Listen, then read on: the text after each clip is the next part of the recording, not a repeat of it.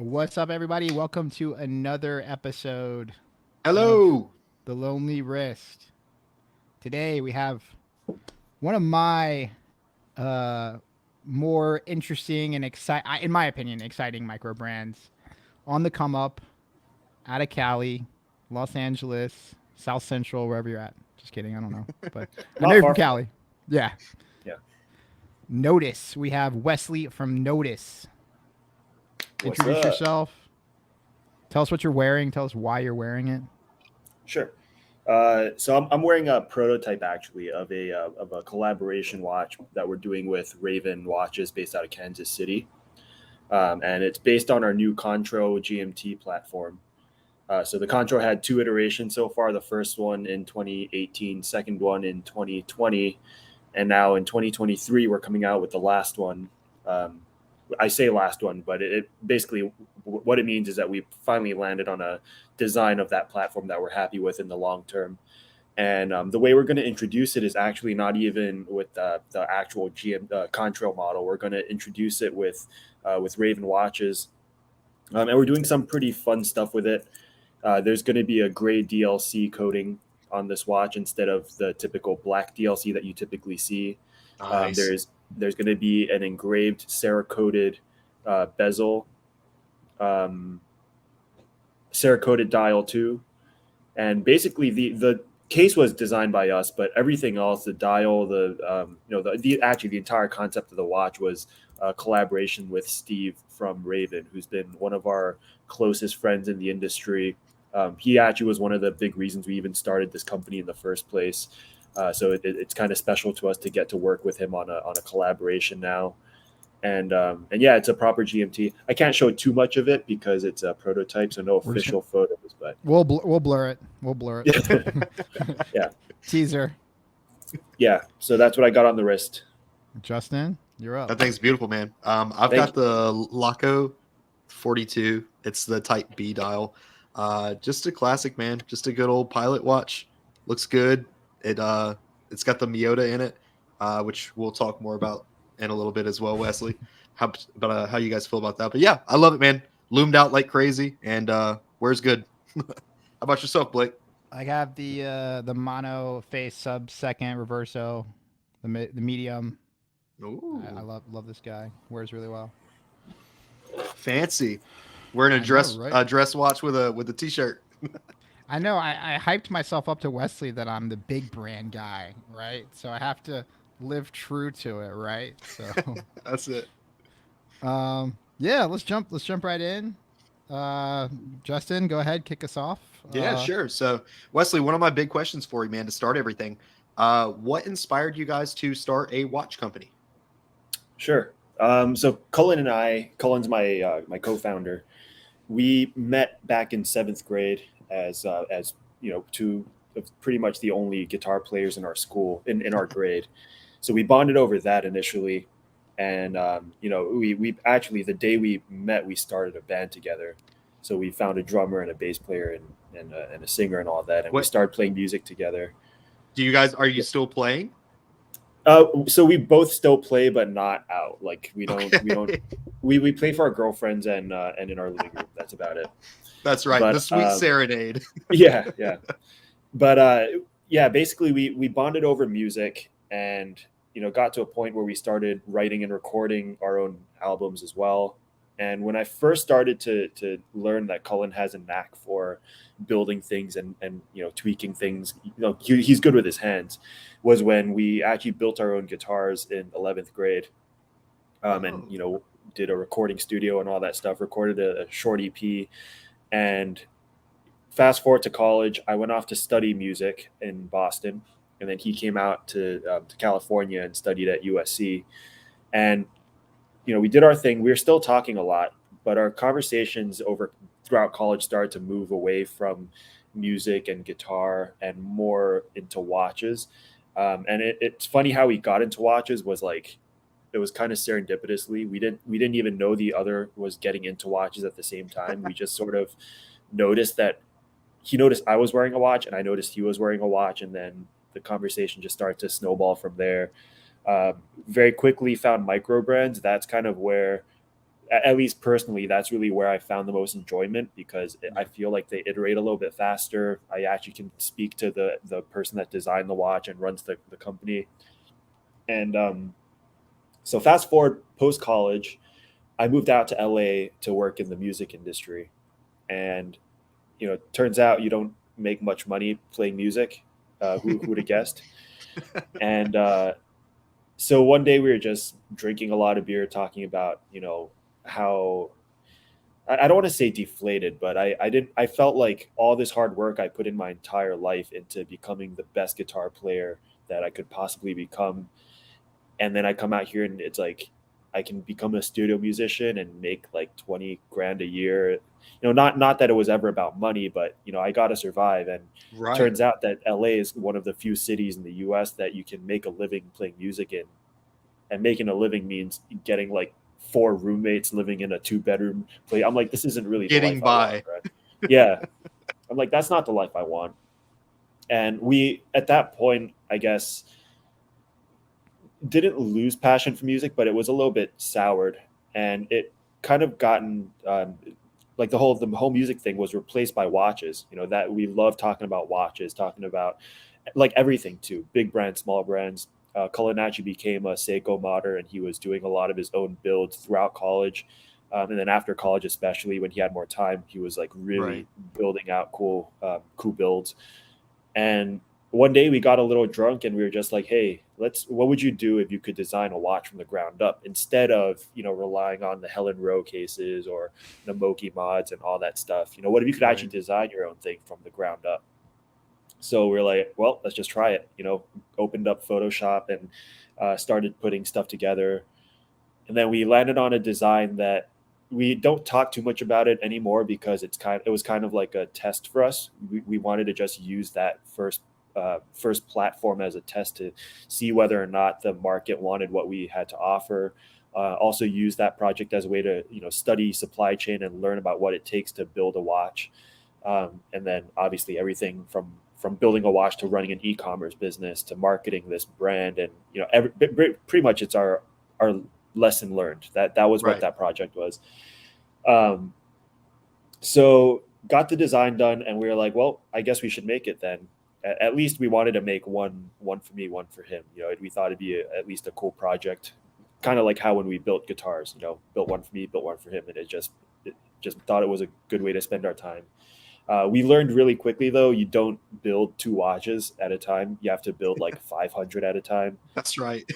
So at that point, we were just like, well, the only logical thing to do here is make 500 and sell 498 of them, right? Keep 2 for ourselves like we wanted and just sell the rest. Ended up being a total shit show. We ended up working with a Swiss movement, which was probably our first mistake. We didn't know that much about watch production, so we didn't really design around materials and capabilities. We just kind of threw everything at the wall, and we're like, well, let's hope for the best. So the watch itself, like the ones that got out was fine, but the reject rate was like 50%. So we only ended up selling like 250 of them. Wow. Obviously didn't make any money on that. But it did well enough where we were like, all right, there's enough money here where we should put enough back to fund another round of production. We didn't take anything out. We were both working on the side as part-time just to pay the bills. And, ironically, I was probably making just as much as I would have working as a full-time musician, but sounds about right. Yeah. But we went through the process of designing a second watch, and then a third watch, which was the Contrail, and then a fourth watch. And it was a fourth watch, the Avalon, when we really realized that there's something here. That's kind of the watch that put our brand on the map. It sold out pretty quickly, and we were like, I guess people like what we're doing. Let's just go all in on this. And that was probably like a 2-year process of starting our first model and then getting to the Avalon. And it was like basically like a big test run. And then at the end of those 2 years, we're like, yeah, let's go all in on this. That's awesome, dude. And I was going to say, and I apologize to go down a weird tangent. It sounds like you and me share a lot of the same similarities as well. I'm a guitarist. I didn't mention that before. We mentioned some of the stuff off camera. I know there's a drum set in the background here. But yeah, I kind of went down that same path as well. Like, should I pursue music? I've got the Yamaha HS80M monitors. I've got the Yeah. all the recording equipment under my desk and all this music gear. And come to find out that it's really tough to make money, doing music unless you make it big. Yeah. So And I I think feel you on that. that's like when we talk about it in terms of money, I think a lot of people have a misconception that it's like, we got into this for the money. And actually this does apply to the watch industry too, right? Because like as soon as you start measuring things in terms of dollar return, it kind of like muddies the water, right? The Definitely. creative aspect gets a little messed up. That's the right. passion aspect gets a little messed up. But when it comes to music, it was like, I had done it for so long, like as far back as I can remember, I was playing guitar and singing and playing drums, and like it's just like that. A huge part of my identity was tied to it. So I think it was especially hard for me to let that go. Not in the sense that I stopped playing. I still play, right? But letting it go in the sense that when someone asks me, what do? I can't say I'm a musician anymore, right? Because I don't do that for a living, right? That's now that I'm a real adult, that question usually means, what do you do for a living? So, but I don't know. I'm okay with it. I find myself in something else that gave me my passion for music back. And the best part about all this is that it didn't sour my passion for watches, right? Like working in the watch industry. So I think I finally found something where I can kind of strike that balance between, Good for you, I got to man. make money doing this, but I still deeply care about the industry as a whole, the design process, and the community and all things. Yeah. That's awesome, man. Good for you. And it's a smaller footprint, so you don't have a bunch of music gear laying around everywhere. You've just got the footprint of a watch, so much easier that way. Well, no, I still have all the music gear lying around. I mean, you can see that that's my Berkeley amp and my Berkeley acoustic. Oh, cool. Yeah, that's awesome, dude. Love it. Yeah, we're kind of in the same place. Like we're bootstrapped. Everything Lonely Wrist is essentially like viewer powered. That's what we call it. Like we're not making any money, of course. Like we're just here investing our time and going back to what you're saying, like it's not about the money that comes in that we count as success. It's about the amount of impact that we have. That's kind of where our measuring stick is. But I'm also curious because I went through, of course, your collection, and it seems pretty straightforward. But if you could kind of give an executive overview of like the Avalon, all your sector watches, the Retrospect, the Unity, some of the new pieces that you have, if you could give an executive overview for our listeners, what would that sound like or look like? Right. So broadly speaking, I guess our specialty is sport watches. Which is, it's a very broad term, and purposely, we wanted it to be broad because a sport watch, yes, it could be a dive watch, but it also could be a pilot watch, could be a field watch, right? Sport watch to us basically means it's water resistant to 100 meters or more, 200 if it's a diver. Has to have some degree of anti-mag, some degree of anti-shock. Needs to have all the bells and whistles that us nerds like the sapphire crystal, screw down crown, things like that. So durability for sure. And that's not a result of us ourselves being divers and like super athletes or whatever. It's because that was simply, kind of that's what we collected. We really enjoyed all the Seiko divers, the Orient divers, kind of like where we started. And then just turns out that most micro brands also specialize in dive watches. At least back then. I think now it's a little bit different. Obviously Definitely. divers are still very, very popular, but Monta has a very cool field watch. Mark II has field watches. Laurier has a dress watch. So there's a lot more variety now than there was when we started. But back then it was literally divers. That was it. That was pretty much it. But we love that. We didn't mind that. We just really enjoyed the functionality and the look of dive watches. So for us to venture out and do things like field watches and pilot watches was a really big deal for us. Now it doesn't seem like it's like not a big deal now. But back in 2019, when we put our first field watch out, we were like, holy crap, this is really different. This is groundbreaking for us. One could argue that all the good micro brands started off as their first watch being like a diver. Yeah. Oh yeah. I mean, divers sell because that's kind of what micro brand enthusiasts like. you know. Vintage style So divers. yeah. So that's not to say we'll never do a dress watch, but you know, our main focus is always really been on durability and quality. You know, and to some degree that was at our detriment because we never really got good at like the whole storytelling thing, which is probably the most important thing you need when you sell watches, because you have to sell a brand in order for people to you know, to want to buy your stuff. That's right. But you know, we've never really been great storytellers. We've always been like artists. You know, we always identified primarily as artists, like musicians and now designers. So we always focused since the very first watch. We always focused on just getting the quality as high as we can. You know, which is arguably most brands try to get. You know, obviously the better the quality, the better the brand will be, right? Because the word spreads and recheck rate goes down and yada yada yada. But I think that there's certain objective ways of determining good quality watches, and there are a lot of things that we can do to try to scale that quality across our line consistently. And that's really been what we focus on, like basically the not so sexy part of running a watch business, right?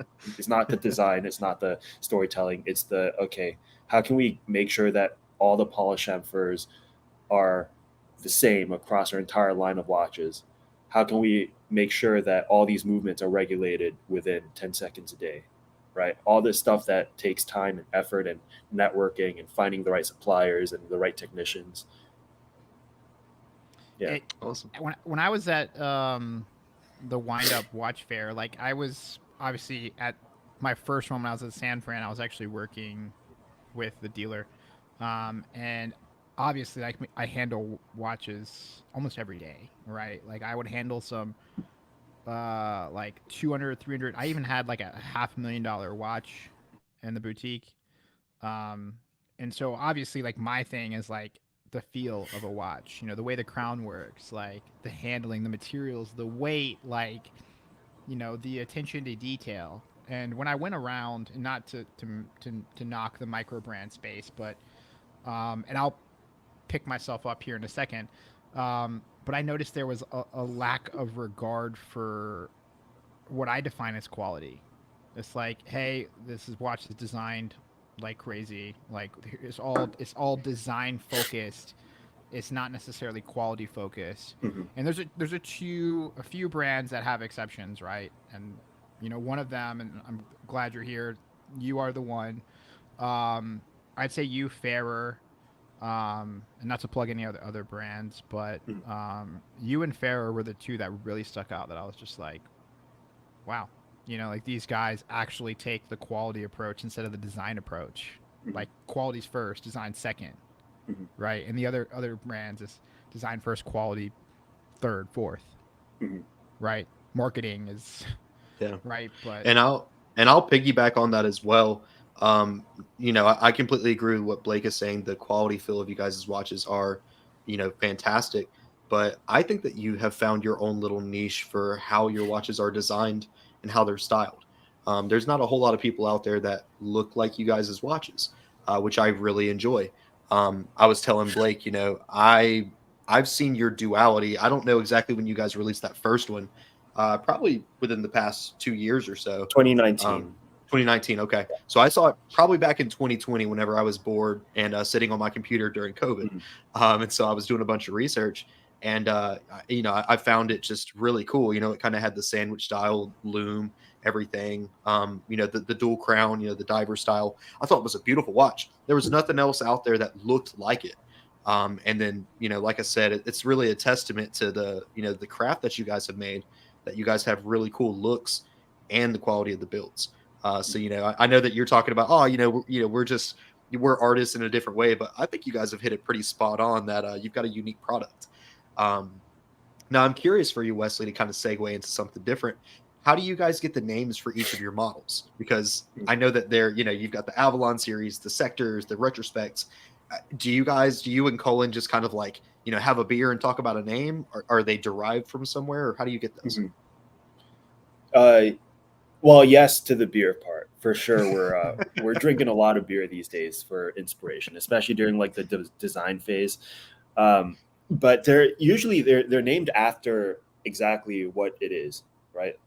So that is to say, when the Contrail, for example, when that was first developed, we were trying to figure out what name to give it, and we knew that we wanted it to be a traveler's watch, right? Something that's obviously hardy and water resistant, but we didn't want it to just have a dive bezel on there. So we put a poor man's GMT, right, the 12-hour bezel on there, because we thought that would be ideal for someone that travels frequently. Sure. Back then, they didn't have the jumping hour Miota movement yet. So especially back then, when you had Swiss GMTs that didn't have a jumping hour, or you could just do a three-hander with a poor man's bezel, that to us just made a little bit more sense. And we did surveys, and pretty much everyone said they preferred basically a dive watch, but with a bidirectional 12-hour bezel. Yeah. So when it came to the naming part, we were just like, okay, how do you travel? Planes leave contrails. It's that simple. The sector series, literally, we wanted to make watches that had sector dials, and different iterations of sector dials too, right? Like the field watch has a raised sector. At least the first skin diver had a depressed sector. We wanted bigger sectors, like on the sector deep. So just like all these different types of sector dials. So we called it the sector series. So it's really like pretty straightforward. I guess the only one that is a little more convoluted or a little bit more esoteric, let's say, is the Avalon. And that one was because there's actually, I'm in Long Beach, right? So basically like the southern part of LA. And off the coast of Long Beach, there's a Catalina Island. Right. And in Catalina, there's a town called Avalon. And I was literally looking at a map, and then I thought it was a cool name. So I looked it up. And I think most people probably know the story of King Arthur, and that's kind of like where their mind goes to straight away from hearing Avalon, which is why the caseback has Excalibur on there. But yeah, that's really the only one that we thought, okay, it's kind of California related. King Arthur's tough, and we wanted to make this watch a really tough watch, so it kind of stuck. Yeah, man, dude, that's awesome. I was gonna say I've actually been out to Long Beach. I went whale watching when I was out there last time. Oh, nice. Kind of in that bay between Catalina Island. Yeah. And that was wild because we saw this dolphin out there that was named Bottles, and it was a complete different tangent. Sorry, everybody. Yeah. But we went out there, and this guy who was a super avid whale watcher, he's like, oh my god, there's Bottles. And dude, we're like, what the hell is this guy talking about, bro? Like he's went off the deep end. And he's like, no, he's like, it's this albino dolphin that's been around in this bay for like 25 years, and it usually has this little calf dolphin that it keeps with it. So they're not sure if it's a male or a female, because generally dolphins will travel in packs, but it'll only have its one little calf.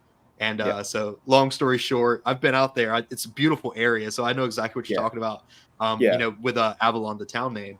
But dude, just a funny story, man. So, but that's amazing. I'm really like, I'm kind of stoked that you guys have it so simple, like where you get your names from. Sometimes it's cool to hear, a bunch of the stories like, oh, like how is this pulled? And there's so many like creative and convoluted ways that you can get a name.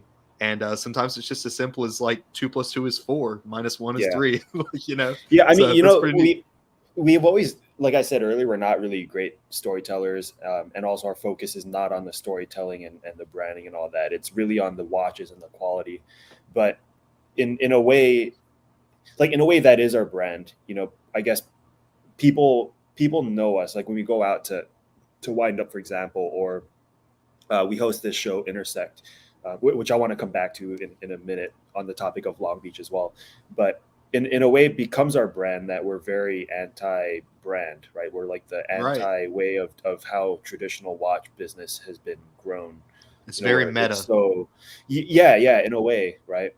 And I kind of like that, right? I like it not because I like being a rebel and I like being, antagonistic, but more so because it allows us to try newer, different things. And our factories are, they know that about us as well, right? Because we come to them with some pretty crazy ideas that they're like, oh, I don't, we've never done that before. A lot of these things the end consumer is never going to know or care about either, right? But just kind Yeah. of like changing the order of operations and building a watch, trying new things inside the watch. A lot of cool things that I can't really talk about right now, but a lot of novel things, like different ways of building movement holders, and just like really nerdy, geeky things that no one really cares about or will probably never see. But We it's a care about. really big deal to, yeah, I guess us three will care about it. Yeah. But it's a really big deal as far as manufacturing goes, because it basically takes 100 years of experience and kind of turns it on its head. And these factories are kind of like, man, you want us to shut down our entire line to do this one crazy idea for you guys who are a small fry? And we're like, yeah, that's exactly what we want you to do. That's pretty cool. Yeah. It always seems like you're always improving your watches too. When I look at your collection, so like you're in the second iteration of the Avalon, you're in the third iteration of the Retrospect, you're in the third iteration of the Contrail, and then I think you're in the second iteration of the Duality. So Yeah. you know, it's very few brands out there that just keep pushing like their development of a watch. So Yeah. I'm curious to know like what motivated that. Yeah.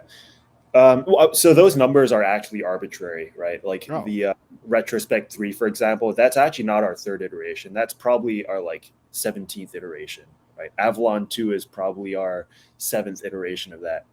But where we put the numbers are just kind of where we earmark, okay, we've come far enough on all the improvements we want to make. This is what we're confident enough to put this out into the market, right? yeah. But like plenty of times we'll prototype something and then just scrap it, and then prototype it again and then scrap it, and then just do that over and over again. It's a very, like, if we had investors, they'd be up our ass pretty much every month, That's because how that's much money. R&D. That's R&D Yeah. in general, though, man. And that's good that you Yeah. guys have that too, because it kind of keeps tabs on you to make sure that you're putting out a quality product and you're testing them.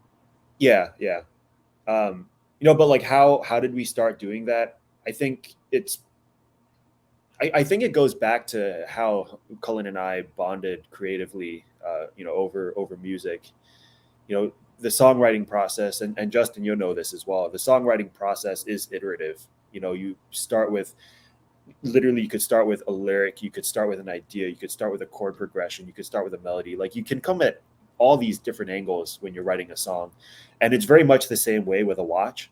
You could start with a concept, you can start with the shape of an index, you can start with, literally, you could even start with the color of the loom that you want. Like, literally anything you want to, whatever that seed of an idea is, that's kind of what puts you on this path that ends up being the Contrail, the Avalon, or whatever.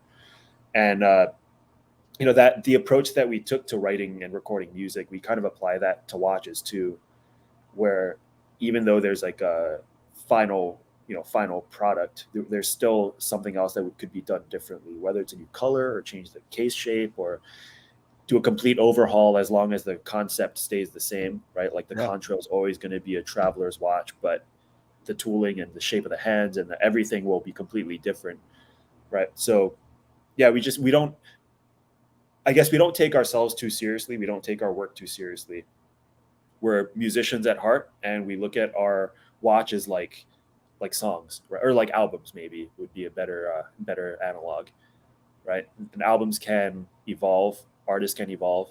John Mayer will put out a country album, and then he'll put out a pop album, and then he'll go down wherever his artistic mind takes him, and he's not limited because he's big enough to not be limited. Well, we're small enough to not be limited. So Yeah. Yeah, yeah. it's got its pros and cons to it for sure. Yeah. And once you start getting big enough, then you start to become more of an influence. Then you have to watch that. So Yeah. be careful. But yeah, man, it's cool that you guys are still small enough, and that you're making these waves. And I think that you guys have a really good position that you're in. To kind of segue us into something else, I'm curious, and I don't know if you can talk about this, Sure. but can you give us any insight into what has changed for the Duality? I went on your website, of course. I know that you guys have it for your new and upcoming releases. I know we've talked about, maybe whenever this podcast releases, any certain thing that you'd like to talk about. But I've always been a big fan of that watch personally. And I was just curious, as what made iteration 2, something Sure. that you can actually make, obtainable. Yeah. So the first duality came out in 2019, which is 3 years ago now, at least as of this recording. And since then, we've learned a whole lot about watch design, watch production. We've also made a lot of new connections in the industry for, as far as like engineers go, especially. We tapped into a really strong network, and so the new duality, a lot of the things that are changing are like aesthetic things. Like for example, it's going to be thinner. The indices are no longer going to be that hybrid dial construction. It's just going to be straight applied, but the applied indices are going to be higher end than it's not going to be like normal applied indices. Right. But the main, and again, this isn't something else I don't think a lot of people are going to care about, but the main thing that we improved on are actually the crowns and the decoupling mechanism. It's going to be a lot better. And Dude, I could get into how so we achieve much about that, but I would have to refer to like tech drawings and stuff to like show you the actual differences. Yeah. I've tried to explain this in words before, and it just was a fucking disaster. So, but the bottom line is that the crowns are being tweaked. Cool. Yes. Yeah, no, I love that, man. And I'm a big fan of a good filling crown. I can't stand when watches like you get your hands on this really good looking watch. You're like, man, that's awesome. And then you go to like unscrew it and it's just like super janky and like I hate Yeah. that stuff. So it's cool Yeah. that you guys are, taking that and doing something with it to polish it. Yeah. How do you see Nodus positioned in the whole micro brand space? Oh, that's a big question. That's the hardest question we'll typically ask. Yeah. So it gets easier from here, I promise. Yeah. No, I mean the reason it's tough is because I'm friends with a lot of other brands. And we work with a lot of other brands too, especially on things like Intersect, the Intersect show that we put on recently in Dallas. And we have one coming up here in Long Beach as well. So, I have personal relationships with a lot of brands. So it's hard for me to decouple the business branding stuff with, oh, these are just a bunch of my friends that we like to get drunk with whenever we do these shows together. But I think broadly speaking, we're probably the innovation engine in the micro brand space. We're doing things that no other brand does, and a lot of these discoveries are being shared with these brands whether or not they know it, because of how our approach to supply chain is a little bit different from other micro brands, right? We'll put it that way. And a lot of these things that we find work better for us, these factories apply that to other brands they work with, sometimes including larger brands too. So that's probably how I would describe Nodus, right? We're the ones that's trying to figure out a better, easier way of doing things better for everyone. So when you approach your supplier with this idea, you're like, oh, notice these guys are crazy as shit. And then all your other friends can follow suit, be like, oh, okay, well, we can do this now because Nodus pushed them. Yeah. And I mean, it's tough. It's a tough position to be in personally, because I am friends with a lot of these guys, like I said. And sometimes I see things that we came up with on their watches, but I can't necessarily say that, hey, the reason it's on that watch is because 2 years ago we started this experiment here, and I know your supplier, and this thing that we did with that supplier, started putting it across their brands. And I mean, a few years ago I got in a bit of trouble with another brand saying, hey, you guys can't make claims like that. And I'm like, I can, but like, I guess it's probably better if I don't, right? The micro brand industry is too small, not only on the brand side, but also like the market itself is too small for me to make grandiose claims about anything. And and especially if larger brands, believe it or not, like the larger Swiss brands, a lot of the times they do rely on things that micro brands are doing to 100%. help guide them, right? To do things a new way. Definitely not as far as like the storytelling and how they spend money on ads and stuff like that, but as far as like actual watch production, I mean, like the truth is they don't really have a lot of connections to China, even though that a lot of their watches are made there. So the brands that have connections to China are brands like ours, like smaller, more nimble brands. And it's not just Yeah. China was just like one example, but watches are also Right. made in Thailand and in South Korea and Right. Japan. Yeah, we've talked about that on a previous episode about like how whenever I personally got into micro brands, I I got into them so much because I realized what they were doing for the cost of what they were doing. Not only just because outsourcing and factory and not everything being handmade and stuff like that. Because I understand a lot of micro brand companies, will use factory settings and things. That's fine. But however, I've always told Blake this. I like seeing new things, and personally, I just don't like seeing the same Submariner released in a different color, every other yeah, year. There's nothing wrong with that, but it's just not for me. So whenever I really got into researching watches, I was just kind of like, hey, like these guys have a small enough team to where they can put in the research, they can create something completely new. You can use, really reliable, if you want to call them that, makeshift parts, and create something that's unique for a really good price. And that's why I always kind of got into them and found them really interesting.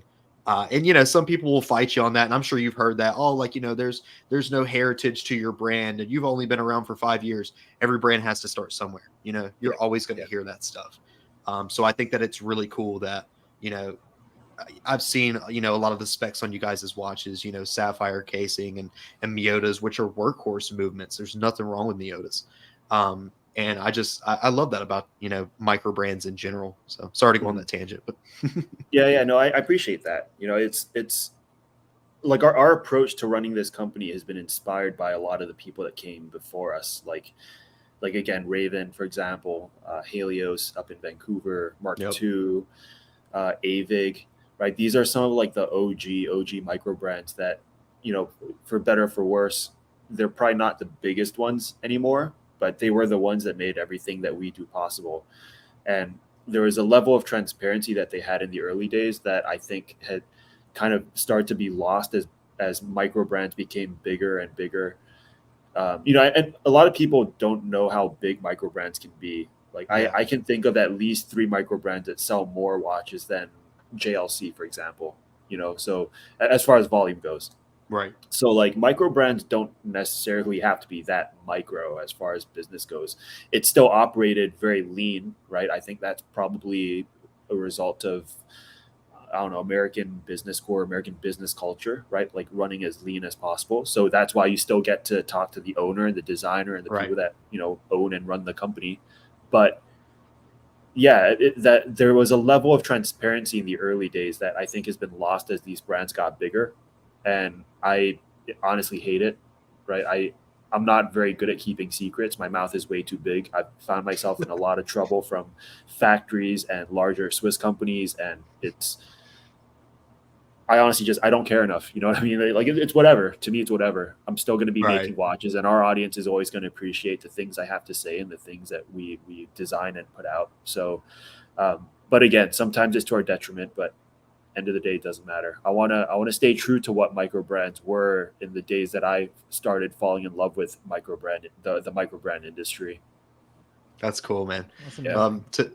To switch a little bit of gear for you, and I know I was just kind of peppering on for that, and this probably segues into it. But can you describe the process of designing a new watch model? So sure. from beginning to finish, how do you start that? Yeah, so a brand new model, because getting a new model out and I guess a sequel is a little bit different, right? Like Right. reiterating on something that exists before. So for when it comes to a new model, it's usually very conceptual. We always we do a survey, or we'll just start to notice patterns at things like at wind up, for example, where people would ask the same question over and over again, and then after the show, we'd be like, "Hey, did you notice that like 13 people were asking us if we're going to make a 36 millimeter watch, or you know, 20 people asked us, hey, if are you guys going to make a super deep dive watch, like a submersible or something like that?" Um, so it pretty much starts there, right? We just notice a pattern. It could also be like YouTube comments. It could Right. be Instagram comments. Could be email exchanges. Just anytime we identify a pattern and what people are asking for, we'll be like, all right, I guess there's demand for this specific type of watch or this specific color or something. Let's try to make it. And then we design around those parameters. I think in the early days it was a little bit different. In the early days, because we had, literally one watch, we could have taken any direction we wanted to go. So we'd be like, all right, let's make a cushion case diver, the Avalon. Let's make a traveler's watch, the Contrail. Let's make a field watch, Sector Field. Like, because we hadn't done anything yet, we could literally do anything. Now that we have a bit of a portfolio, we can't just make another field watch because that'll be kind of redundant. Yeah, exactly. It's like we already have a field watch. What will we do differently? And we also, because it came out from our brains, what are we going to do differently that's iterative but not the same, right? So yeah, I can tell you it's getting harder and harder to design a new watch, but there's still a lot of things that we haven't done yet, right? We haven't done a chronograph, for example. We haven't done a solar watch. We haven't done there's so much we haven't done. We haven't done like a TV dial watch. There's a lot of things that we haven't done yet that we have interest in doing, but no plans to do yet. But kind of in the interim, what we've done is we actually launched a program called the Design Lab, and that has actually been a huge challenge for us, not only logistically but like creatively. It's tough. It's tough enough to design something new, right? But when we open up the Design Lab to Matt Farah, for example, from the Smoking Tire, or we worked with Red Bar earlier this year as well, right? When we open up the design table to other heads, other people that have different ideas, that's even harder, right? Because now it's not only about getting all the ideas on the table, but distilling the ones that are good and the ones that are shit, and actually making the final watch. So the Design Lab has been a blessing in disguise because it's challenged us in that way, and it's given us a lot of ideas for things that we can do in the future as well. Nice. Appreciate that answer, man. I know earlier you said like when you got your first like prototype watch together, like the first Nodus piece, you said that using Swiss movements was kind of like the worst thing for you. I mean, if I understood you correctly. Can you describe why you're not using Swiss movements and how those experiences helped further advance your choice of Miyota or whatever? Sure. Yeah. So the first time we used a Swiss movement was using the STP 111, which was supposed to be an upgrade on the ETA 2824 architecture, right? So all of us nerds know that. So yeah. The 2824, yeah, you have the Salida, you have the STP, and you have now a Ronda, and they're all kind of like based on the same architecture. Dimensions are the same, thickness is the same. Some have one less jewel, some have one more jewel, or something like that. But what a lot of like watch enthusiasts and watch buyers don't know is that there's a fundamental flaw to that movement, which is the reverser gear and the keyless works. So reverser gear is unique to that architecture. Keyless works is pretty much all the automatic Swiss movements, SW300s, the what's the GMT one, the 330, SW200, and then all the counterparts from ETA, STP, whatever. And for us in the early days, because of how much time we had to spend studying supply chain and talking to all the different suppliers, we didn't think that spending our time fixing Swiss movements was we didn't even think that would have had to happen, because we thought you get it directly from the supplier, STP being the supplier. We thought that it'd be perfect from the factory. We're happy to adjust it and regulate it in house, and that's fine. But having to deconstruct the reverser gear, clean it, relubricate it, reassemble it, it takes way too long when we have to spend time doing other things in the building phase. You hear the Swiss kind of moniker, and it has this prestige to it, and then you realize, oh crap, we're still gonna have to fix half these things anyway. yeah, exactly. Straight from the factory, right? Whereas when it comes to like Seiko or Miyota, coming straight from the factory runs a lot closer to our spec than an ETA would, right? Or a Salida would. That's not to say we stopped working with them. We're still partners with both Salida and I can get into the Design Lab thing a little bit more later, because we are working with a Swiss supplier for our Design Lab projects. But the whole thing about the Swiss made label is that we thought it would be smart to have a Swiss made option for our first watch. And it did sell better than our Seiko alternative, but we made way less money on that one because the cost of the movement was not that far apart, but the follow-up cost of having to repair all the movements, that was really expensive. Yeah. Shoot. Yeah, and ultimately, when it comes to watches, and I think business in general, it's not about making money again, right? I think when I talk about it, I need to be clear about that, because what I say and what people hear are two separate things. But I want to be clear that the whole point of using good movements, I don't care if it's Swiss or Japanese or Chinese or Indian or whatever, the whole point is that we have to align our incentives with the people that are putting their hard-earned money behind our product. And unfortunately, what we found with this first run was that the Swiss didn't have their interests aligned with us and the consumer. They spend way too much money on the branding of Swiss made and not enough money in actually making a good, solid workhorse product that is bulletproof the same way the Japanese do. So that's really the only reason why we haven't put a Swiss movement in another one of our watches until this year. And that was when we found out that Citizen owns this Swiss subsidiary in they're called yep. And it's essentially a Miyota 9015 or 9039, depending date, no date. And what they did was identical construction, identical parts, identical architecture, but made and assembled in Switzerland.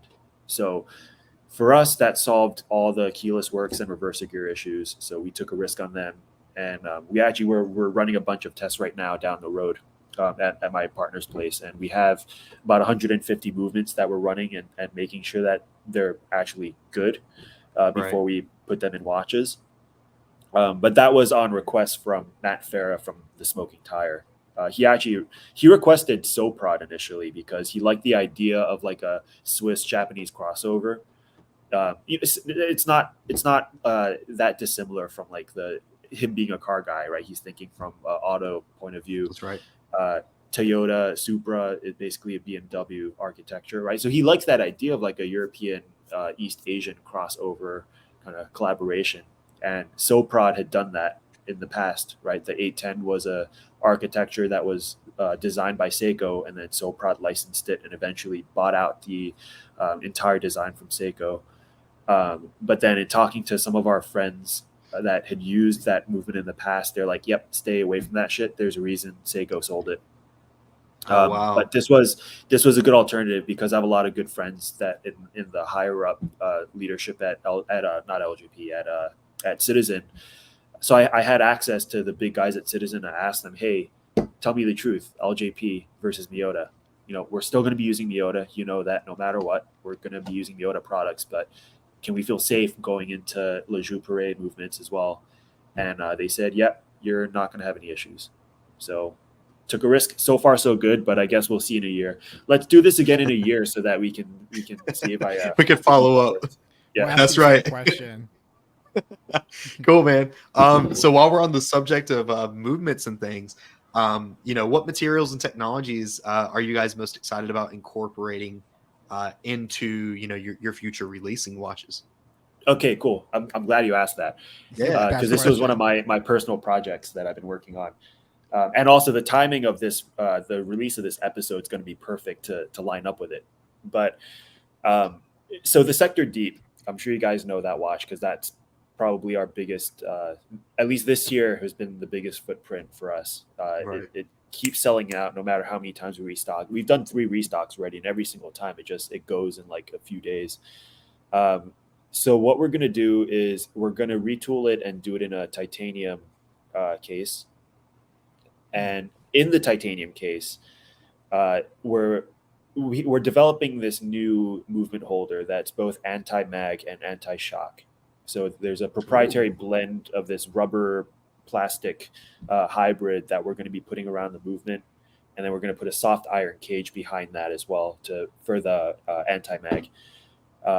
So that's a pretty cool innovation. We're going to run a bunch of lab tests, and then we're also probably going to partner with another brand to put this out there. I can't say who they are yet, but we're negotiating the business relationship stuff right now. So we'll do the lab tests, and we're going to partner with them to do field tests with their audience in the real world, because their audience is more like, not computer divers. They're like in the real world doing real dives and overseas, Right. and military guys and stuff like that. Yeah, that's the best type of people to be doing that stuff with as well, because it's the Yeah. people that are using those things on the daily, that are out Yeah. there in the field using them, that Yeah. you want their opinion. So, Yeah. So very that's cool. probably what I'm most excited for. And then we're also going to continue iterating on Nodex, our extension clasp. The clasp. We partnered with actually two really big brands we recently partnered with. Again, I can't say who they are exactly yet, because I don't know if we're going to have this out by the time this episode comes out. But obviously, if it's out by the time this episode comes out, you'll know who they are. One of them is a Swiss brand, one of them is American. And Cool. so just like really having fun doing these research projects.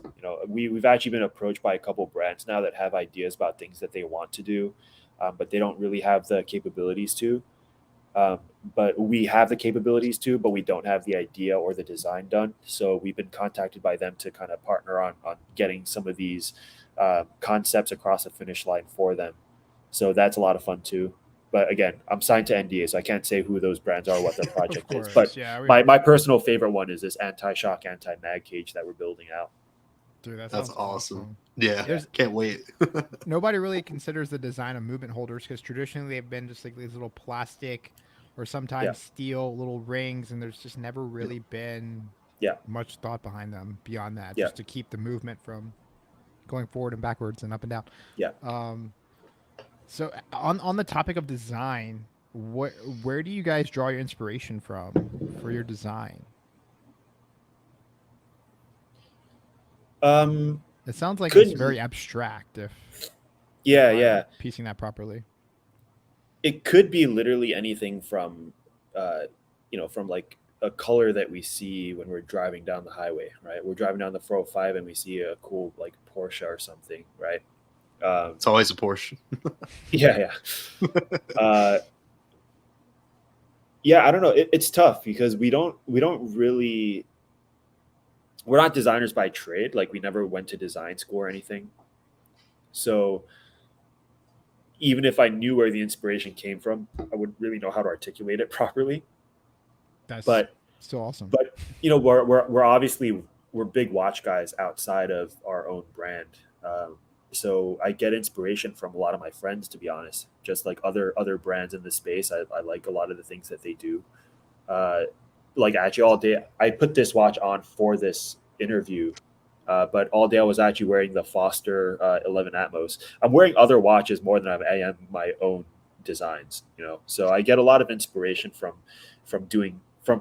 talking and seeing my friends and just seeing their work as well. So there's that, at least as far as like the watch inspirations.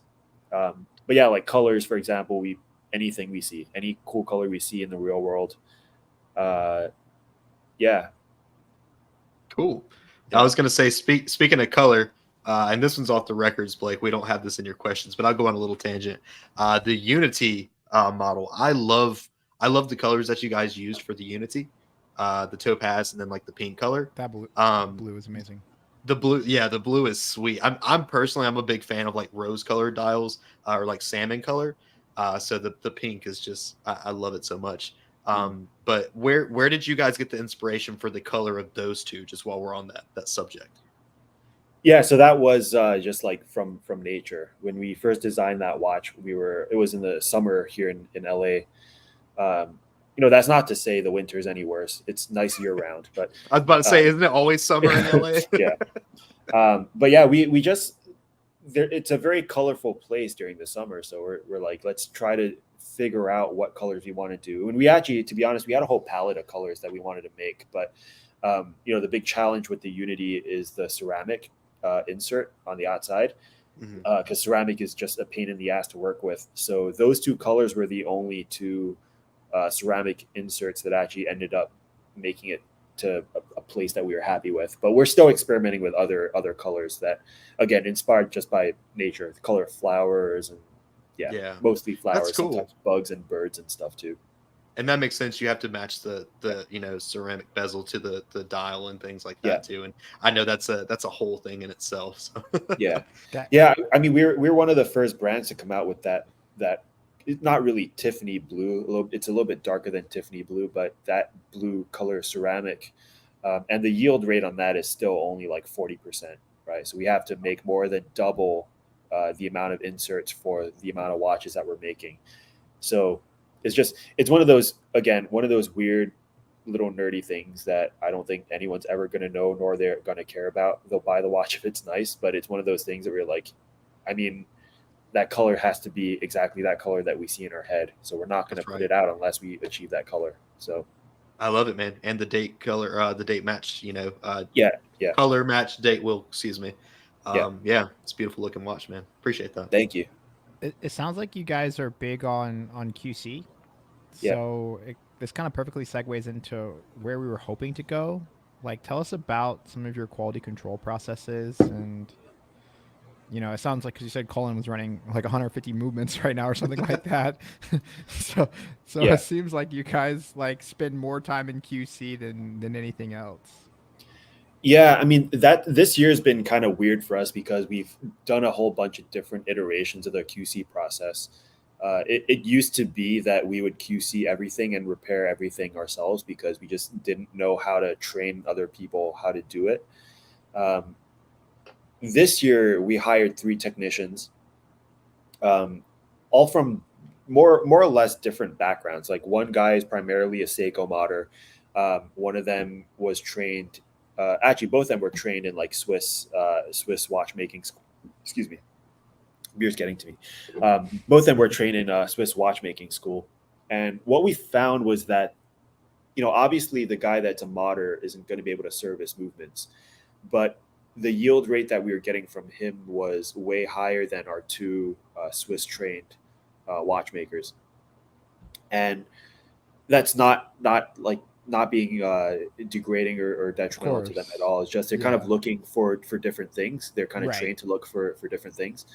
Uh, but what we decided to do just recently, actually, which is why Cullen has 150 movements running in his bedroom, is we actually want to go back to taking control of everything ourselves. And basically, we will go through the inspection process for every single part and then every single assembled watch. And then from there, what we'll do, all the stuff that needs to be fixed, we put it all into a database, and then we send these watches out in batches to all of our 3 techs. Um, and that they kind of balance that rework process. That's what we call it, reworks, right? Where they have to like take out a hand because it has like dust or something or whatever they have to do. It flattens the amount of work that they have to do because warranty also comes in ebbs and flows. So they'll do warranty work, and then when there's a kind of a downturn in warranty claims, they'll have stuff to prop up their workload, which is the reworks that they have to do. And really, the biggest challenge here, and this was something we really had to shift our mindset around, was that in order for this model to work, we had to plan out 12 to 18 months of production instead of 6 months of production, which is what most brands do now. We needed it to have like a much longer horizon so that we could give them enough stuff where warranty could still be, super fast turnaround. But when there's a downturn in the amount of warranty work, they have something to prop it up that we don't need, immediately. Their priority could still be the warranty stuff. Wow. It's Yeah. pretty awesome. Yeah, Yeah. that is. So we're definitely taking on more of like the hands-on watch work ourselves. Like we'll handle every single watch. We just won't fix every single watch. Well, that's what we talked about in the past. Like, that's what separates you. It's like, before our discussion, I could never answer any of these questions, obviously. But for somebody like me, when I pick up your watch, I feel it. I don't know what it is or how it is, but I feel it. Yeah. You know what I mean? And that is the rare opportunity that you have, where you get 2 seconds to connect with your customer through your product, right? Like, that is it's the best opportunity you can ever have. You have Yeah. a very small amount of time to do it. Yeah. I And guess we're doing something right then. I would say so because I was trying to get one of the Unity watches like for my wife. I just didn't have the opportunity yet, so I'm gonna buy a Nodus. Um, just waiting for the opportunity. Yeah. So I'm curious, while we're talking about these great things, what has been your most challenging moment in the business, and how did you and Colin both overcome it? Yeah. If you asked me a year ago, I would have said 2018, pretty much the entire year, because that was our yeah, like earlier I was saying about how we had like 2017 and 2018 to test the market and figure shit out. But 2018 in particular was really tough for us as a business and for me personally, just because like every single dollar that we made we put back into the business, right? It was still like early days, reinvesting everything, so just merely surviving was very very difficult. And then any kind of like product issues that came up we would have to deal with because we didn't have the money to pay a technician or pay a consultant or something. Like we literally had to learn everything ourselves as we were going. For a moment it felt like we were in an airplane. It was like it was going down and we had to like sew a parachute for ourselves, like, and there were like moments that like Cullen and I would go 13 days straight, waking up at 5 in the morning and sleeping at midnight just so that we could get all this stuff done because of how much work had to be done to these watches. Uh, so that's what I was said a year ago. Uh, yeah, 2018, terrible year. But now I would say this year actually has been particularly hard. But that being said, I think I'm a lot better conditioned to deal with the pressure and figuring just generally problem solving. And the reason why is because this year we expanded the team like crazy. We don't fulfill any more watches. We still touch every watch, but we send it all up to Washington State, where the watches are fulfilled out of. Um, and our volume also has grown tremendously this year. So now having to balance the or to handle that volume, managing the people in Washington State and also managing our techs across the country, it's a little bit of a challenge. A whole nother beast in itself. Yeah. Yeah, yeah. Like in a weird way, like you would think that you hire someone to offload some work, and then they're finally fully onboarded and they're doing their job and they're doing a really really good job. We hired great people to work for us, and you would think that that is off your plate and you don't have to deal with it anymore. But oddly, it feels like the work this year has piled up. Right? It feels like there's more tasks. My to-do list is growing even faster now. Don't know if it's a result of having to manage people now, or just because the business has grown to a certain scale, or we have a Yeah. certain amount of momentum now. It's hard to really nail down why or where the work is coming from, but it's It could it's be all definitely that coming at from once. somewhere. Yeah, it could be all of Yeah. it, right? It could be all of Yeah. it.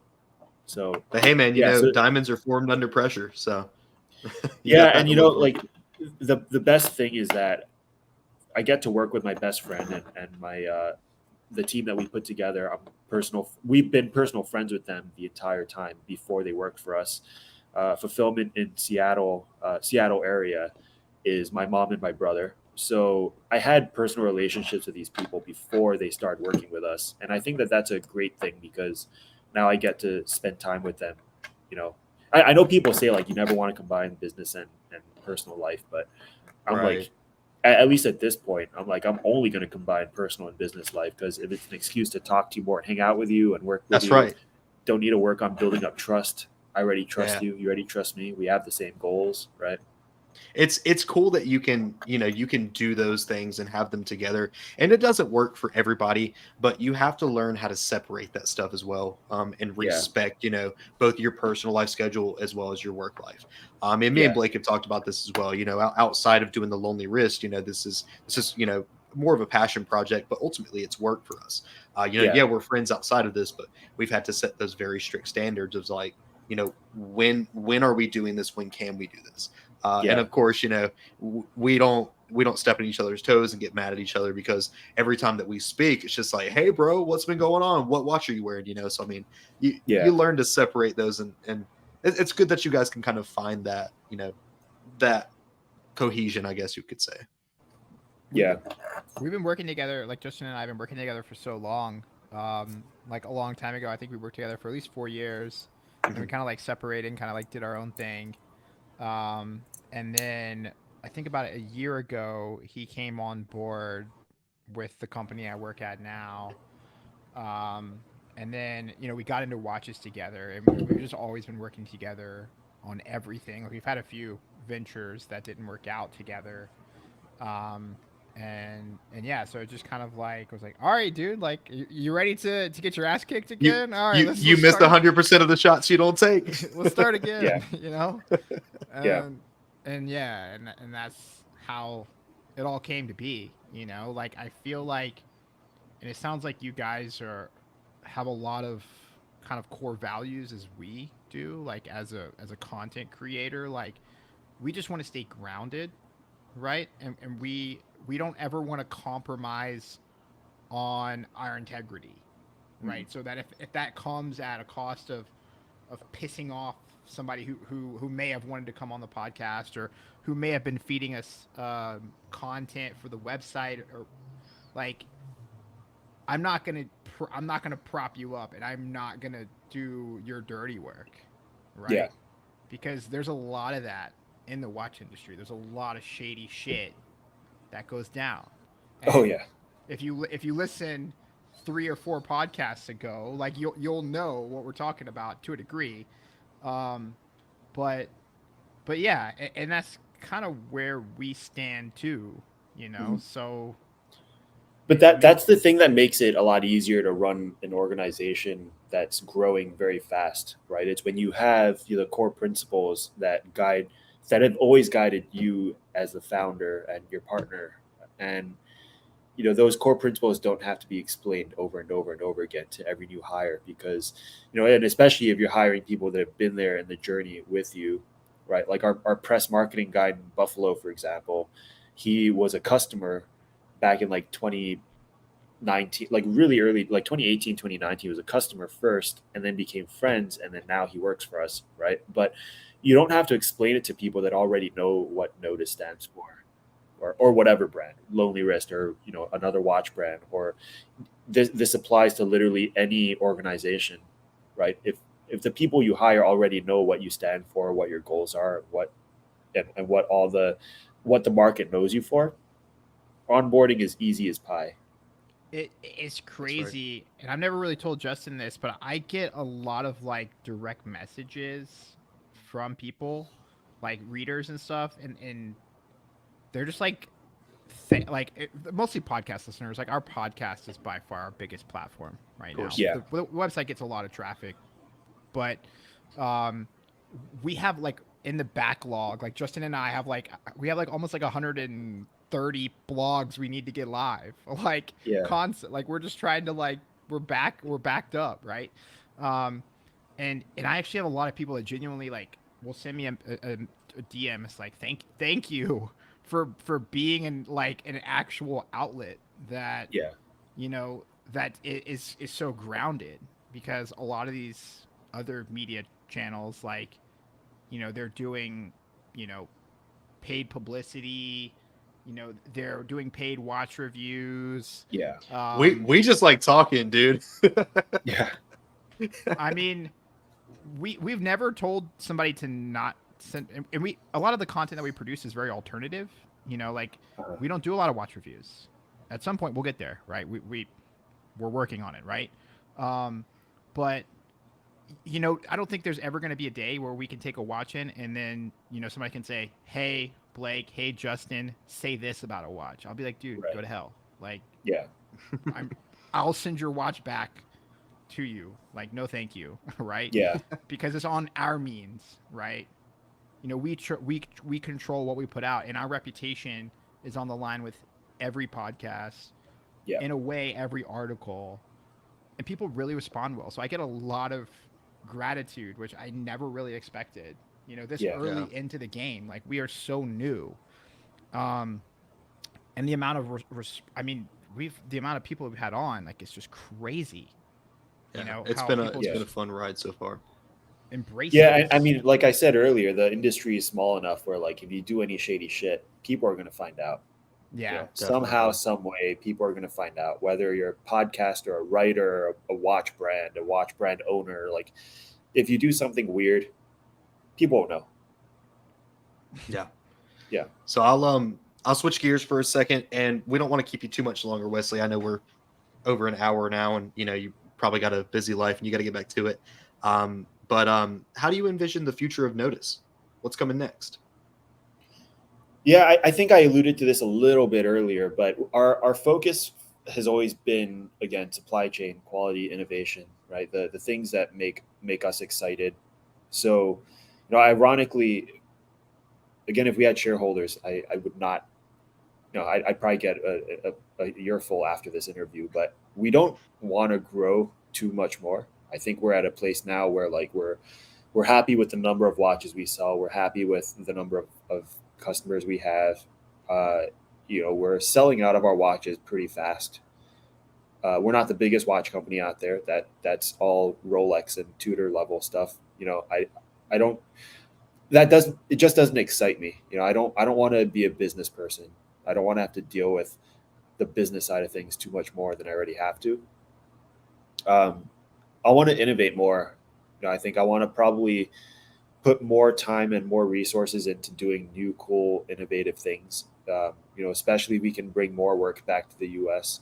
All our stuff is already assembled here, which is probably the best we could do if we, at least if we come from the standpoint of aligning incentives with our customers, right? We want to deliver the best quality possible. Uh, we have to still rely on a lot of international supply chains. But at a certain point, I would love to figure out a way to do small batches of watches in the U.S. Again, I don't know if that's going to happen. So I don't. I want to be very clear that that's just it's an idea. It's one of like 100 ideas that I have. But really, innovation and breaking the mold, like the more we can do that, and the more time I can personally put into that, the happier I think I'll be. Um, I don't feel like Nodus is here to sell 50,000 watches a year. I feel like we're here Yeah. to set an example for what's possible for brands that are going to do pretty much everything better than we are ever going to do things down the line, right? So Nodus could be like I don't know, like how like Squale made cases for Blancpain at one point, yeah. right? Yep. And it wasn't because Blancpain needed them per se. It's because they just couldn't do it better than Squale. And at the time, they were like the innovation powerhouse. Yeah. I don't mind being Squale. You know what I mean? Not Yeah. the Squale today, like I, the original one, not the one that was Right. sold and bought and sold and bought like right. 50 times and it's like a bastardized form now. But the original version of them, or like a brand like Gruen, for example, another brand that's defunct, but they were an innovation powerhouse back in the day, and they set the exact like they're the reason why brands like Rado and Hamilton are still Even around, exists. Yep. right? So I don't mind being a defunct brand. Again, shareholders Wow. are gonna hate me. No, Interesting way of putting it. yeah. No, but seriously, I just want to innovate. I want to do more cool things. I want to do more fun things. I want to collaborate more with other brands and other designers, maybe even with enthusiasts. I want this little corner of the industry to be fun and to be creative and to be new and refreshing at all times. And that's the hardest part, right? Like just staying excited and staying exciting is extremely difficult to do when you do this day in and day out. I'm sure that's where the design lab, right? Is that Yeah, filling yeah, that for you, that void? yeah, for sure. Yeah, we get really cool projects from, for example, like the smoking tire was a huge challenge because Matt Farrell wanted us to do something from the ground up. But man, it was so fun, right? Like going to his garage, designing a watch in the middle of his garage with all these like $250,000 cars that one out of like nine in the entire country. Like that's an experience. And I literally texted this to Matt the other day. a picture of Matt Farah at our booth because we did a show at his garage, and it was like a cars and coffee kind of meetup. And Matt Farah was working our booth for like a good chunk of the time, and I took a picture of it and I sent that picture to Matt Farah, and I was like, "Yo, these are the memories I'm going to look back at in like 10 to 15 years and just smile," you know. So that was, I mean, was and still is an incredible project because we're still working on new things. We're working on a new color, working on a new, totally like ground up new watch as well. But then we also get stuff like, trying to think, what am I allowed to talk about? All right, so we got approached by a SWAT team in Florida, and they want to do a group watch for their SWAT team. They want to do like 45 units, and I'm like, okay, what do you need? Well, they need something really hardy, something that's water resistant and shock resistant, but they also need a GMT hand. So I'm like, all right, I have a few ideas. So, you know, like everything from the Matt Farah to like people that actually have a use case. So you have like the designers and you have the people in the field that have a functional need. Right. And I can work throughout the entire spectrum, and that's a lot of fun. That's awesome. so cool. Yeah. Yeah, we didn't have much more for you. The final question, I mean, you kind of already kind of touched on it, but I mean, future releases, Yeah. anything innovative that you're working on that, you can put out there that you could talk about that you could give us a taste of? I think I talked about all the stuff I'm allowed to talk about, but can I talk about Intersect for a quick minute? You have the Please. stage. Okay, cool. Yeah, so Intersect is a watch show that well, we started it here in LA back in 2021, but that like it actually the very first unofficial Intersect was in 2018. We launched the Avalon, and then we emailed all the orders in LA or in like the surrounding, so like down to San Diego and then up to like I think Ventura. We emailed all the people that ordered in that region, and we said, hey, if you guys want to pick up your watch, we know it's a drive for a lot of you, for the majority of you, but if you want to pick up the watch in person, we'd love to open a tab at this location at this time. And it was in the middle of K-Town here in LA at this like greasy like dive bar. Like we walked in, and Colin and I were like, we looked at each other, we're like, yo, we probably should have picked a nicer place, but we couldn't afford it. It was 2018.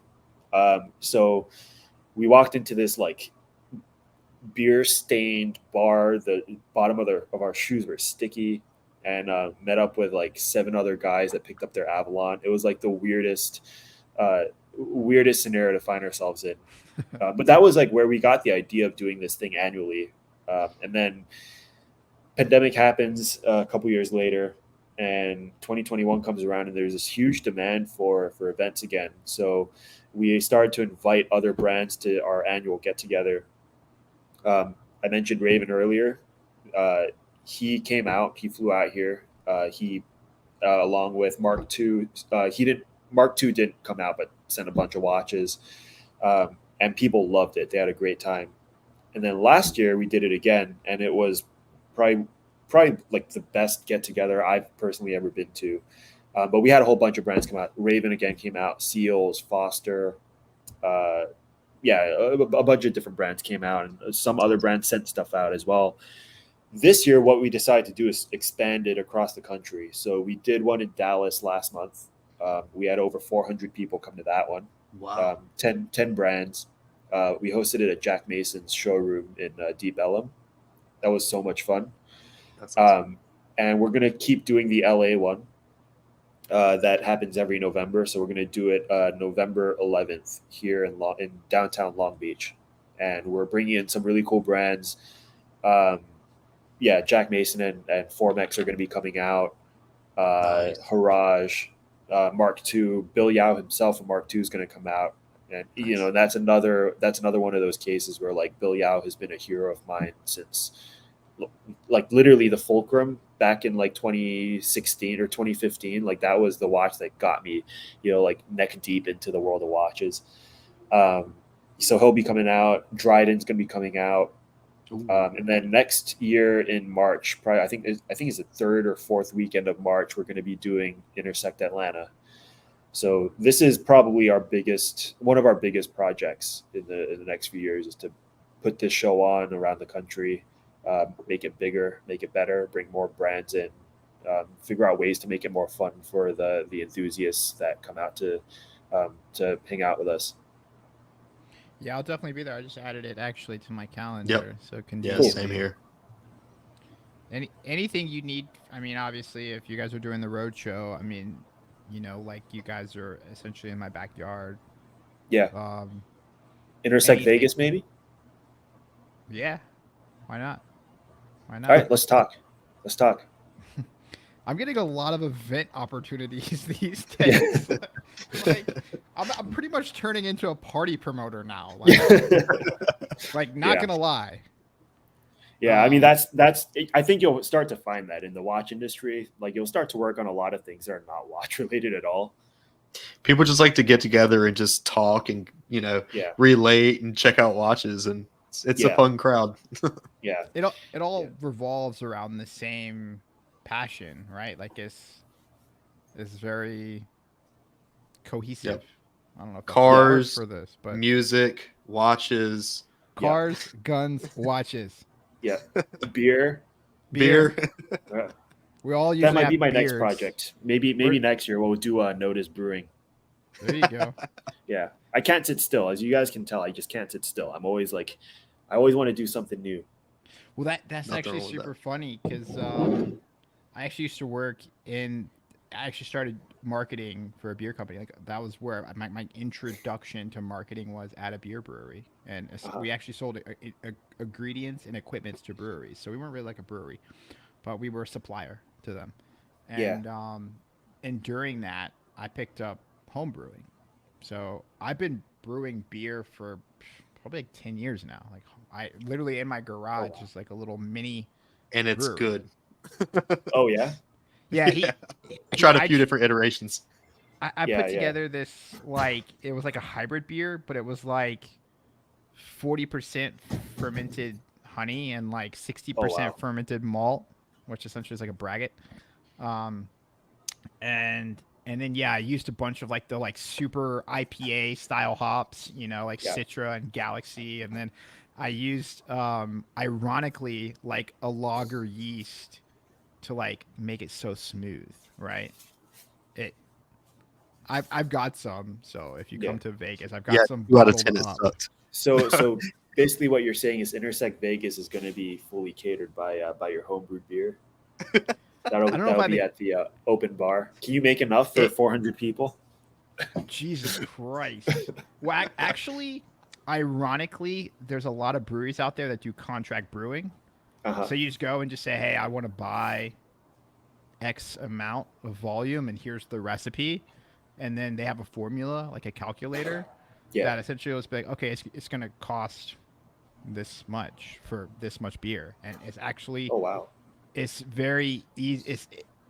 It's unlike any other industry because it's like, all right, well, you just start with your water and your base ingredients, and like you have these big fermenters and these big kettles, and you don't have to fill them up all the way. You know what I mean? Yeah. Like, tell me how much beer you want. Like, I can make that much beer. I can make 5 gallons. I can make 500 gallons. Again, depending on the brewery capacity, right? Yeah. But it's unlike any other industry where you can go from here to there, like as long as they have the resources, right? Oh wow. It's not like they Notice have to IPA make. then. So it's Yeah, possible. it's very possible. I mean, I've got Okay. a million IPA recipes on my computer that could be branded as Nodus Yeah. IPA. Amazing. So, We'll do and some when talking.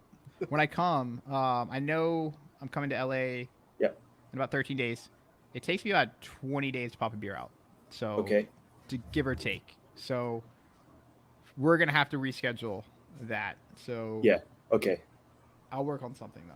Yeah. I mean, you're close enough, and I haven't been to Vegas in over a year now. So Yeah. Well, whenever you come, I'd Yeah. be happy to host you. Whatever you need from me. awesome. I appreciate that. We've got a lot of resources here, like for like even the Watch Society, Vegas Watch Society, which is Yep. the new project. that we haven't really talked too much about publicly. Yeah. I mean, we're still in the back back process here with GC and everybody Yeah. else. But yeah, I mean, we've got a lot of people that are coming together for this, and it's very collaborative. It's very, it's yeah, it's just gonna be so amazing. Cool. Yeah, I look forward to it. Let's end the podcast on a strong note. So, thank you, Thanks everybody for everybody. listening. Wesley, hang out if you want. We're gonna stop the recording, and from here, see you Cool. guys on the next one. Thanks for having me. Thanks everyone.